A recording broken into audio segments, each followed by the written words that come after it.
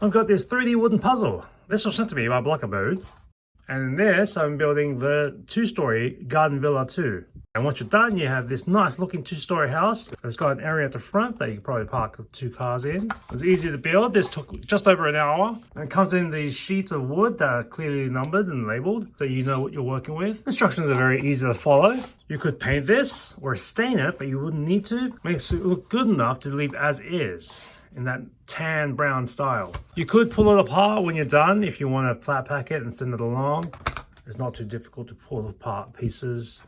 So you can make adjustments or put some furniture inside that little house. Fun little puzzle put together, and it looks really well made. It's a lot of stairs, but that is one of the easier parts to put together.